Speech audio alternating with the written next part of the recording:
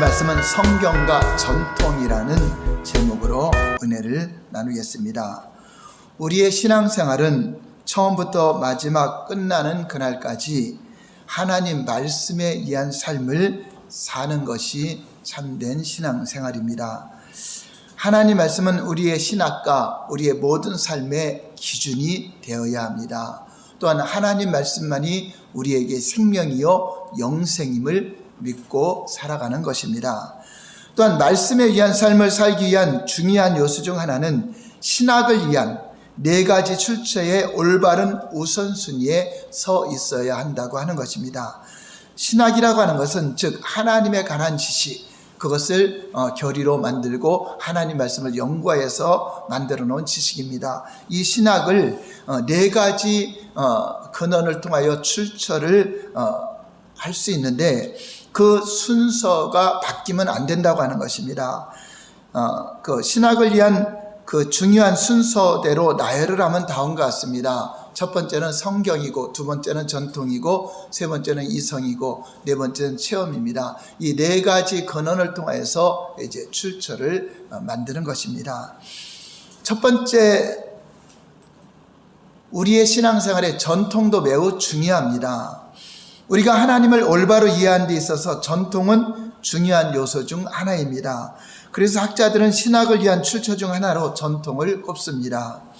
한 가지 예를 들어서 삼위일체의 교리는 전통에 의한 것입니다. 물론 그 교리는 성경에 기초한 것입니다. 성경은 여러 곳에서 우리 하나님이 삼위일체 하나님이시라는 사실을 말씀해 주고 있습니다. 그러나 성경 어디에도 삼위일체라는 단어는 나오지 않습니다. 그래서 우리가 삼위일체 교리를 올바로 믿게 된 데는 신학이라는 것을, 전통을 통해서 만들어진 것을 우리가 잘 연구하고 또 배우게 되는 것입니다. 기독교 역사만 하더라도 지난 2000년 동안 하나님은 수많은 하나님의 사람들에게 구원의 교리, 또 믿음에 의한 삶, 은혜에 의한 삶, 성령에 의한 삶 등 성경을 토대로 한 하나님의 진리의 말씀들을 깨닫게 하셨습니다. 그래서 그 진리들은 우리가 하나님을 올바로 아는 데 있어서 없어서는 안 될 아주 보물 창고와 같은 것입니다. 우리의 믿음에 의한 삶을 배우는 데 있어서도 믿음의 선진들의 발자취를 통해서 전통적으로 이들은 신앙생활을 어떻게 해왔는가를 연구하는 것도 중요한 것입니다. 그러나 반면에 어떤 사람이 지난 2000년 동안 지금까지 한 번도 깨달아지지 않은 새로운 진리를 성경을 통해 스스로 발견했다고 한다면 그것은 우리가 일단 의심해 보아야 합니다. 왜냐하면 하나님께서 그동안 하나님의 거의 모든 길을 이미 하나님의 사람들을 통해서 다 보이셨기 때문입니다. 그래서 우리가 이 점을 유의한다면 우리 주위에 있는 많은 이단자들을 쉽게 분별할 수가 있습니다. 이들은 전통을 무시하고 또 신학자들이 연구해온 것을 무시하고 자기만이 특별히 깨달았다고 하면서 이렇게 나오는 자들을 여러분들은 반드시 분별을 해야 된다고 하는 것입니다. 그래서 우리가 신앙생활의 이 전통도 매우 중요하다는 것을 보여주고 있는 것입니다. 두 번째, 문제는 전통이 성경보다 위로 올라갈 때 발생하는 것을 말하는 것입니다. 전통은 매우 중요한 요소임에도 불구하고 그것은 항상 성경 아래에 있어야 된다고 하는 것입니다. 그리고 성경이 전통 위에 있어야 한다는 말은 전통도 늘 성경으로 조명하고 비추어 보아야 한다는 것입니다. 이게 성경에서 벗어난 전통이 생겼는가? 사람들의 생각으로 만들어진 전통인가? 이것을 분별해 보아야 되는 것입니다. 만약 전통이 성경보다 위로 가면 여러 가지 문제가 발생하게 됩니다. 다시 말해서 전통을 가지고 성경을 해석하려고 하면 그것은 우선순위에서 전통이 성경보다 위로 간 것으로서 잘못된 해석이 된다고 하는 것입니다. 석사와 박사를 칼빈에 대해서 전공하고 지금 미국의 덴버 신학교에서 조직신학을 가르치는 정성우 교수는 오늘날 신학자의 주장이 성경보다 위에 있으면 성경의 권위를 약화시키는 것은 물론 신학을 인학으로 만드는 것이라고 지적하고 있습니다. 무슨 말입니까? 신학자들의 주장이 성경보다 더 위로 올라가게 되면 심각한 문제를 야기시킨다고 하는 것입니다. 그러면서 그는 결국 우리의 신앙이 신학자의 주장보다 하나님 말씀에 기초해야 하며 모든 신학적 주장들이 성경에 근거한 것인지 성경으로 지지할 수 있는 것인지 검증될 수 있어야 한다고 주장을 하고 있습니다. 예를 들어서 유명한 신학자가 다른 종교에도 구원이 있다라고 말한다면은 그것은 성경이 아니잖아요. 그랬을 때 심각한 잘못된 거짓 신앙에 물들 수밖에 없다고 하는 것입니다. 교회의 비성경적인 전통들, 즉 장로들의 유전에 대해서도 분명하게 성경적으로 분석하고 비평하고 그것에 대한 잘못된 전통임을 또 분별을 해야 된다고 하는 것입니다. 자, 세 번째 볼까요? 전통이 성경보다 위로 갈 때 발생하는 문제들을 한번 알아보겠습니다. 전통이 성경 위로 갈 때 발생할 수 있는 문제들은 다음과 같습니다. 한번 표를 볼까요? 첫 번째, 시작. 하나님 말씀을 어길 수 있습니다. 두 번째, 항상 성령을 대적합니다. 세 번째, 하나님의 행하심을 보지 못합니다. 네 번째, 예배가 타락합니다. 그렇습니다. 성경보다 전통이 먼저 올라갔을 때 거짓 신앙에 물들게 되고 타락된 예배, 하나님이 받지 않는 심각한 예배가 드려지면서도 그것이 교리에 맞춰서 전통에 맞춰서 옳다고 여기고 또 신앙생활 잘한다고 착각할 수 있다고 하는 것입니다.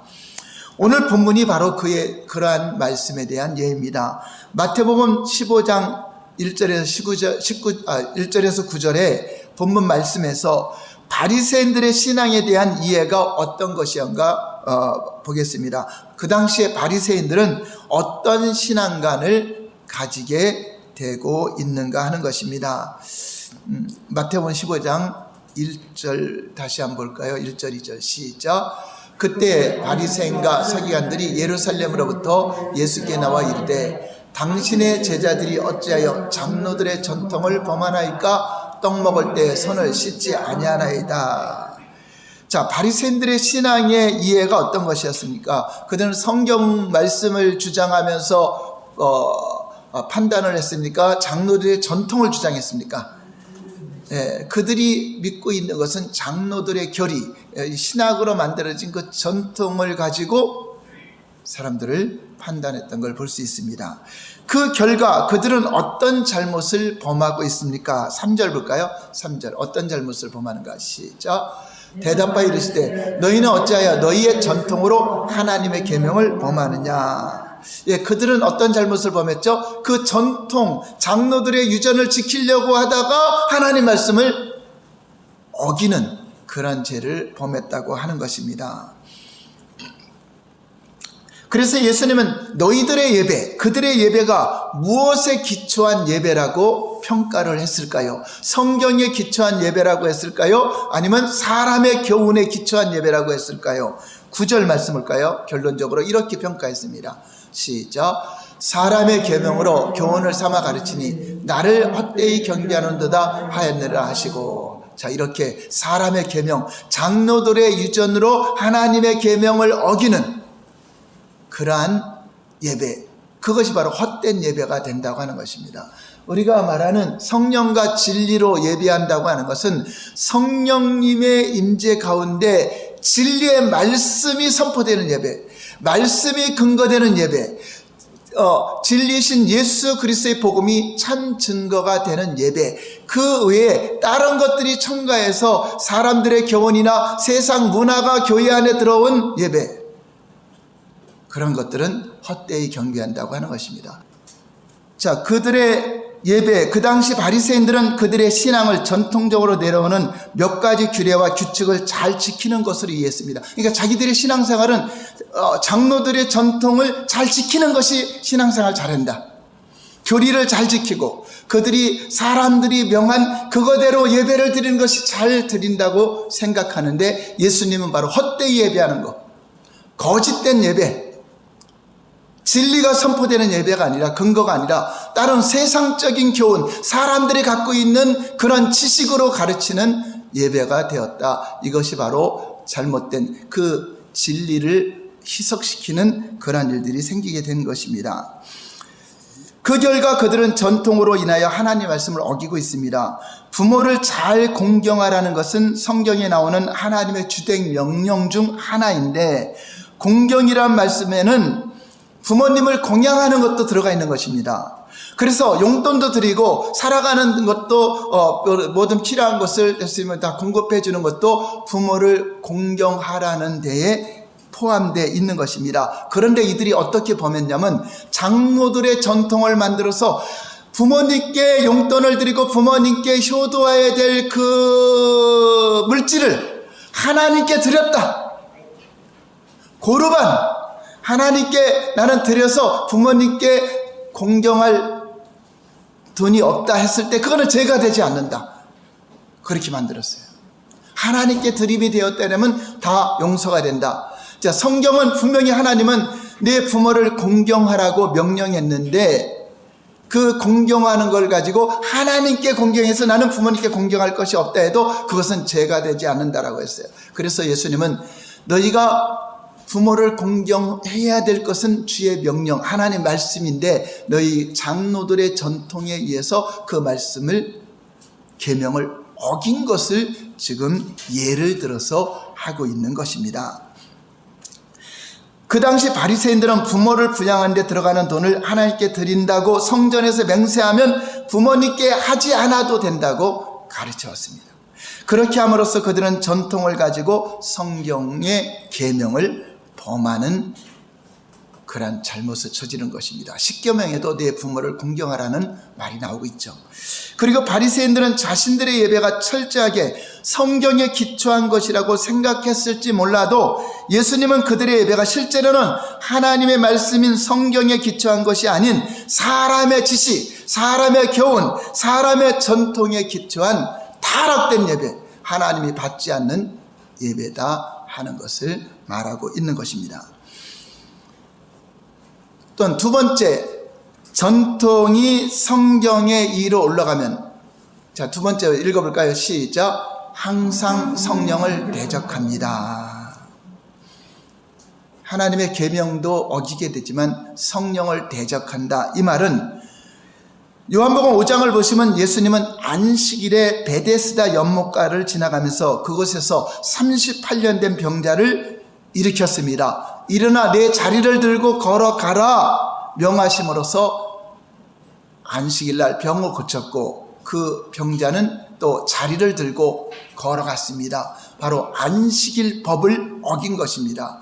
그것은 성경을 어긴 것이 아니라 장로들의 유전으로 말미암아 전통으로 만들어놓은 안식일에 관계된 법, 사람들이 첨가해서 만들어놓은 그 법을 어겼다고 해서 예수님을 박해했던 사건입니다. 자리를 들고 옮기는 행위가 안식일을 범하는 일이라는 것이 그들의 주장이었습니다. 그들은 당연히 그들의 주장이 무엇이라고 생각했을까요? 성경적이라고 생각했을 것입니다.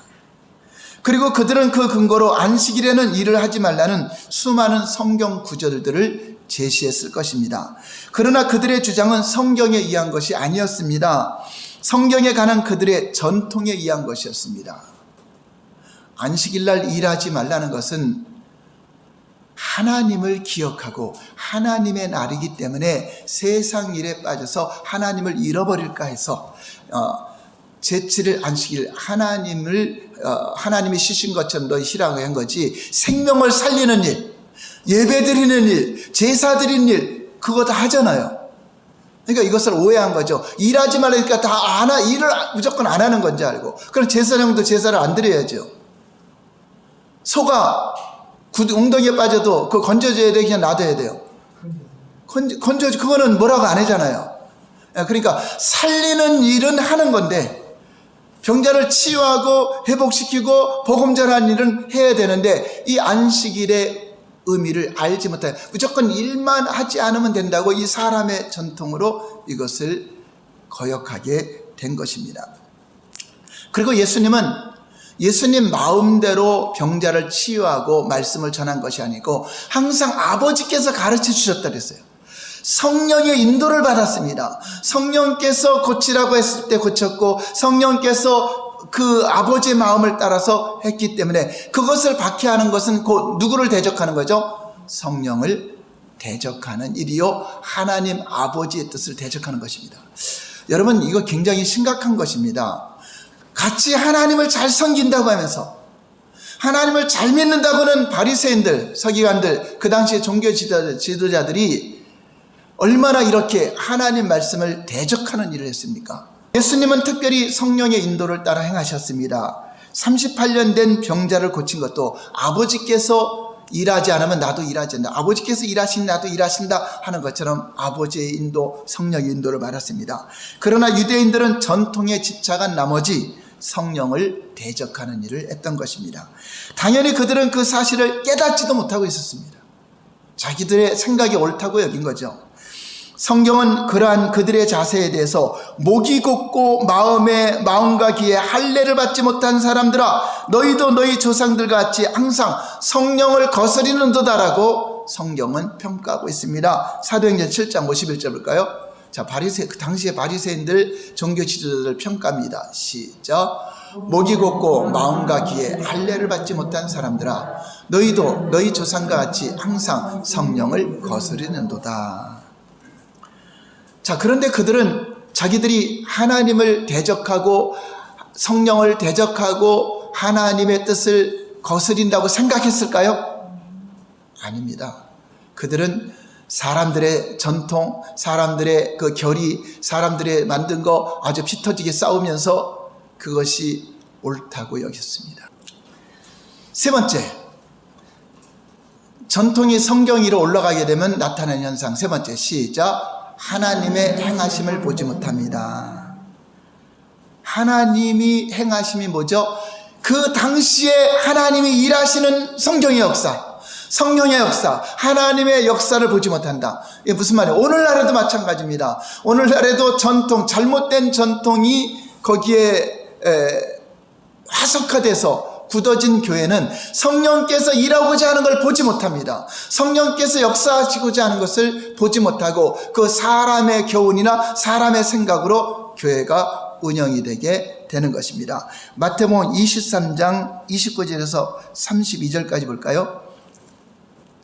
29절 시작. 화 있을진저 외식하는 서기관들과 바리새인들이여, 너희는 선지자들의 무덤을 만들고 의인들의 비석을 꾸며 이르되, 만일 우리가 조상 때에 있었더라면 우리는 그들이 선지자의 피를 흘리는데 참여하지 아니하였으리라 하니, 그러면 너희가 선지자를 죽인 스스로 증명함이로다.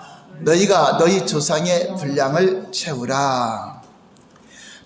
예수님 당시의 종교 지도자들은 자기 조상들의 죄를 어떻게 생각하고 있죠? 자기들은 조상들과 같지 않다. 우리 조상들은 왜 그렇게 하나님을 잘못 믿어서 왜 심판을 받았을까? 왜 멸망을 받았을까? 우리는 그때 살았더라면 그렇게 하지 않았을 건데, 이렇게 생각하고 있다는 거죠. 이에 대해서 예수님은 그들에게 무엇이라고 말씀했죠? 그들이 하나님의 선지자들을 죽인 것처럼 너희들도 그 선지자들을 죽인 자의 자손이다. 너희들도 똑같이 선지자들을 대적하고 참 선지자들을 죽인 자다라고 예수님은 말씀하고 있습니다. 예수님 당시의 종교 지도자들은 자기 조상들이 죽인 선지자들의 무덤을 담장하고 수리하면서, 아유, 우리 조상들의 죄를 하나님 용서해 주시옵소서, 우리 조상들이 죄를 많이 졌습니다, 이렇게 생각했을 것입니다. 그러면서 그들은 자기들이 그 시대에 살았더라면 자기 조상들처럼 하지 않았을 것이라고 생각합니다. 무슨 말입니까? 오늘날 저와 여러분들도, 우리도 예수님 당시에 살았으면 바리새인들처럼 서기관들처럼 그렇게 하지 않고 예수님을 잘 따를 것입니다.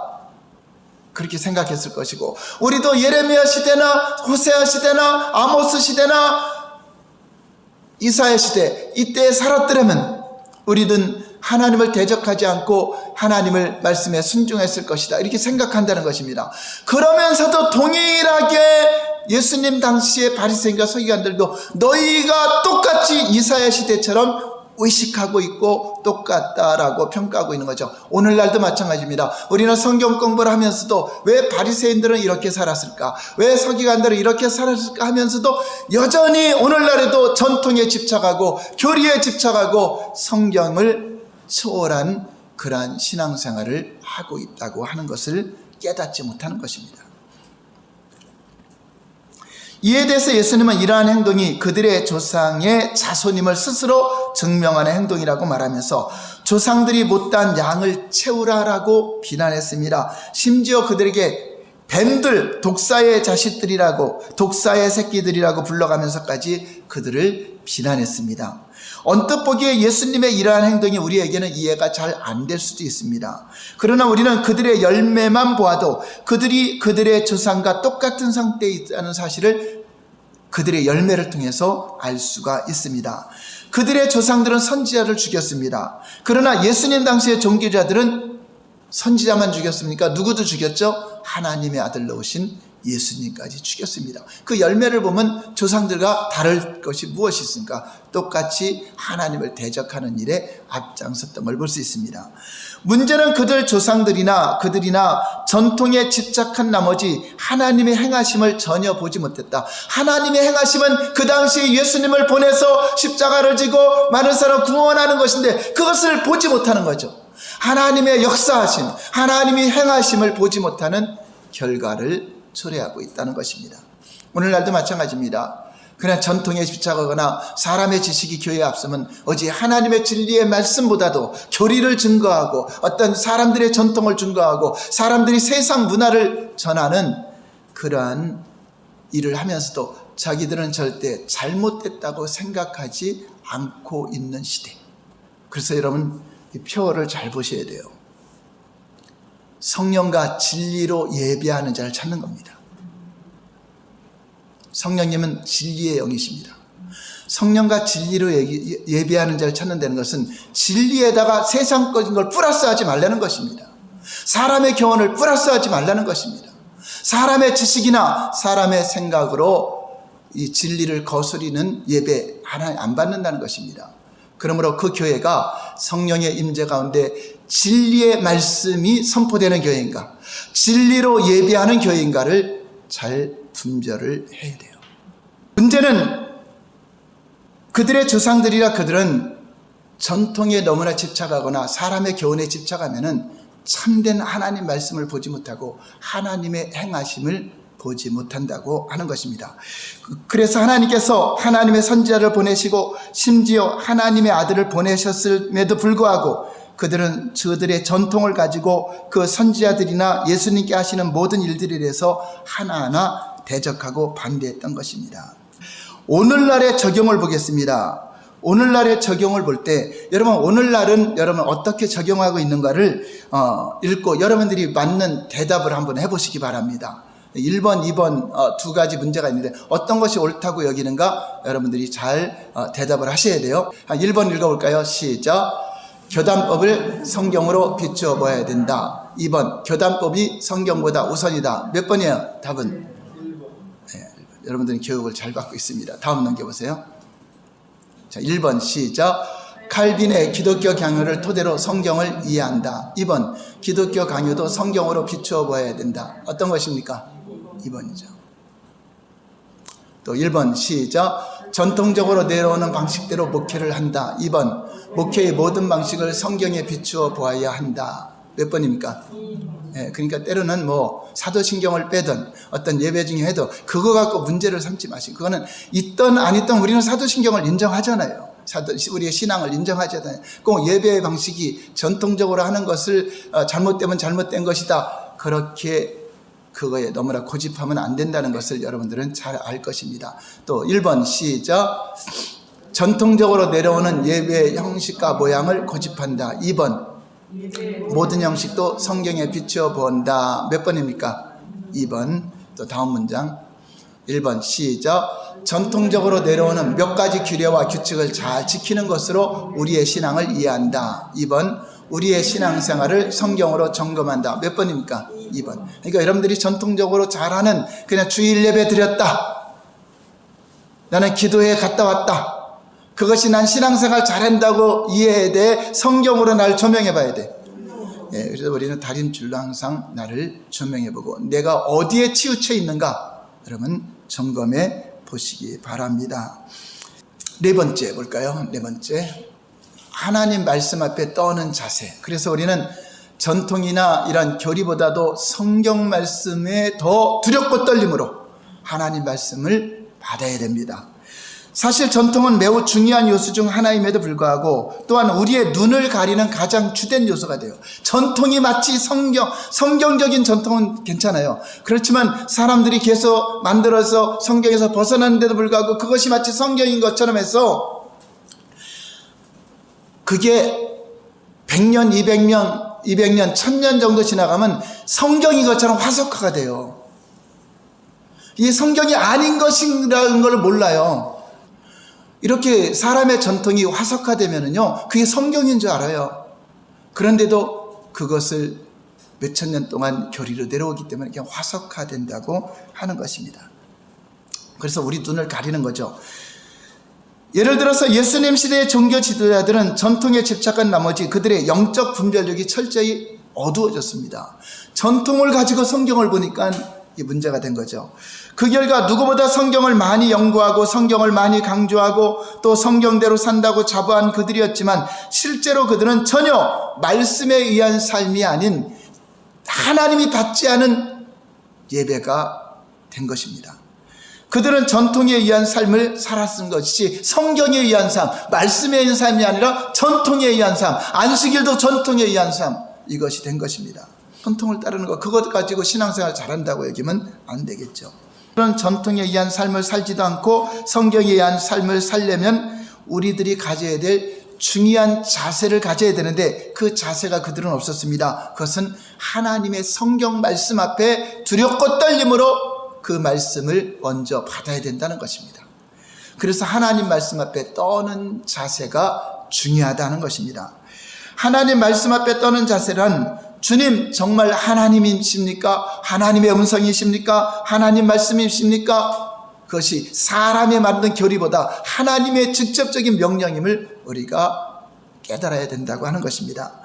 그래서 하나님 말씀 앞에 모든 전통도 내려놓고 하나님 말씀이 그러하면 순종하고자 하는 자세로 말씀 앞에 우리가 무릎 꿇는 그런 자세를 가질 때만 바르게 되는 것입니다. 그래서 여러분 세상적인 말이나 세상적인 관점, 세상적인 사상 그런 거 전했는데 여러분이 휩쓸리지 마시고 하나님 말씀 앞에 여러분들이 아멘하여 순종하시기 바랍니다. 이사야 66장 2절 볼까요? 시작. 나 여호와가 말한다. 내 손이 이 모든 것을 지었으므로 그들이 생겼느니라. 물은 마음이 가난하고 심령이 통해하며 내 말을 듣고 떠는 자 그 사람들은 내가 돌보려니와. 이사야 시대 거의 멸망 직전에 예레미야 이사야 시대 그 당시의 사람들은 하나님 말씀을 들어도 듣지 않고 다 각기 자기 길로 갔습니다. 자기들의 길로 가면서 전통은 지켰어요. 뭐죠? 성전에 와서 제사를 드리고 절기와 모든 거 그냥 종교적인 그 습관만 가졌지 하나님 말씀을 듣고 떠는 자세가 없었다. 마음이 가난해야 떨게 됩니다. 그리고 심령이 통해야 돼. 아, 내가 세상 관점으로 잘못 살아왔구나. 이것을 여러분 인정해야 회개가 되고 그리고 하나님 말씀을 듣고 떠는 자가 될 때 하나님은 그를 돌봐주시는 것입니다. 사람의 생각이나 장로들의 유전이 성경보다 앞서면 안 된다고 하는 것입니다. 하나님 말씀을 듣고 떠는 자, 두렵고 떨림으로 하나님을 경외하는 자는 하나님 말씀을 우선순위로 살아가는 것입니다. 그러므로 전통도 반드시 성경으로 조명해 보아야 하는 것입니다. 마태복음 11장 2절에서 6절 한번 볼까요? 시작. 요한이 옥에서 그리스도께서 하신 일을 듣고 제자를 보내어 예수께 여짜오되 오실 그이가 당신이니까 우리가 다른 일을 기다리오리까. 예수께 대답하여 이르시되 너희가 가서 듣고 보는 것을 요한에게 알리되 맹인이 보며 못 걷는 사람이 걸으며 나병한 자가 깨끗함을 받으며 못 듣는 자가 들으며 죽은 자가 살아나며 가난한 자에게 복음이 전파된다 하라. 6절. 누구든지 나로 말미암아 실족하지 않은 자는 복이 있도다 하느니라. 자, 세례 요한은 옥에 갇혀서 그 제자들을 보내서 오시기로 한 메시아가 당신입니까? 그렇게 다시 질문을 합니다. 아니면 다른 일을 또 기다려야 됩니까? 라고 물어봅니다. 우리는 요한의 질문에 대해서 의아하게 생각할 수밖에 없어요. 왜냐하면 예수님에 대해서 요한은 알았습니다. 하나님께로부터 바로 성령이 임하는 자, 그가 그리스도라는 것을 증거받았습니다. 그리고 누구보다도 열정적으로 바로 예수님을 증거했던 분입니다. 그런데 그러한 요한이 어떻게 예수님에게 다시 오실 거이가 당신이니까 왜 질문했을까요? 그에 대한 답변이 바로 2절 때문입니다. 2절 때문에 질문한 겁니다. 2절 볼까요? 다시 한번 시작. 요한이 여기서 그리스도께서 하신 일을 듣고 제자들을 보내요. 예수님이 하신 일을, 예수님이 행하신 일을 보니까 오실 그이가 아닐지도 모른다 생각을 한 겁니다. 왜냐? 예수님께서 하신 일을 감옥에 들었을 때 예수님이 자기가 생각했던 메시아 상황과 달랐던 것입니다. 누가복음 3장에 나오는 요한의 메시지를 보면은 요한은 예수님을 알 때 말세지 말에 심판의 메시지로, 심판주로 오실 것으로 알았습니다. 물론 심판주가 맞죠. 그렇지만 그 당시에는 심판하러 온 거예요? 구원하러 온 거예요? 구원하러 온 건데, 자기가 갖고 있는 예수님에 관한 메시아가 안 하고 안 맞기 때문에 물어본 거죠. 예수님은 말세지 말에 심판자로 오실 것은 맞습니다. 그러나 그 당시에는 우리의 구속을 위한 고난의 종으로 오셨습니다. 그래서 이스라엘이 회복되고 그 로마를 척결하고 정치적인 그러한 메시아로 온 줄 알았는데, 행하는 거 보니까 병든 자를 고치고 연약한 자를 고치고 오히려 박해당하는 입장이 있으니까 이상하게 여겼던 것입니다. 이렇게 자기가 아는 바와 예수님의 행하심이 달랐을 때 요한은 자기가 가지고 있는 관점으로 예수님을 판단하고 대적한 것이 아니라 겸손하게 예수님께 사람을 보내어 물어본 것입니다. 바로 그런 자세가 필요하다는 거죠. 바리새인과 서기관들이 자기들이 전통이나 가르침에 따라서 메시아가 안에서 잘못 알았을지 몰라도 오실 그이가 예수님이신가, 예수님께 자세히 잘 물어서 그것을 성경으로 조명을 해봐야 되는데 그것이 없었기 때문에 문제가 됐던 것입니다. 이것이 바로 하나님 말씀 앞에 겸손하게 떠는 자세, 바로 세례 요한처럼 내 생각은 이랬는데 오실 그이가 당신이니까 했을 때 맹인이 보며 문둥병을 깨끗하게 되며 가난한 자에게 복음이 전파되다. 왜냐? 메시아가 오면 그 일을 할 것이다 하는 것을 그 성경적인 근거로 가르쳐줬기 때문에 성경으로 볼 때 예수님은 조명해 보니까 그리스도가 맞다, 메시아가 맞다라고 이렇게 말씀 앞에 겸손하게 떠는 자세가 필요한 것입니다. 예수님께서 요한의 제자들에게 자신이 하시는 일들에 대해서 하신 말씀은 고난의 종으로 오실 메시아가 하게 되었는 일, 구원 사역에 대한 일을 말한 것입니다. 요한에 대한 이 구절이 마태복음 여기에 기록된 것은 중요한 의미가 있습니다. 바로 11장부터 예수님과 그 당시의 종교 지도자들과의 충돌이 집중적으로 기록되어 있는데, 그 당시 종교 지도자들이 예수님을 대적한 것은 바로 요한이 가지고 있던 그런 자세가 없었기 때문에, 겸손한 자세가 없었기 때문에 계속 대적했던 것을 볼 수 있습니다. 이제 말씀을 정리하겠습니다. 이가의 요점입니다. 이가의 요점을 보겠습니다. 첫 번째, 다 같이 시작. 말씀에 의한 삶을 살기 위해서는 신학을 위한 4가지 출처의 올바른 우선순위에 서야 됩니다. 두 번째, 신학을 위한 4가지 출처는 그 중요한 순서대로 성경, 전통, 이성, 체험입니다.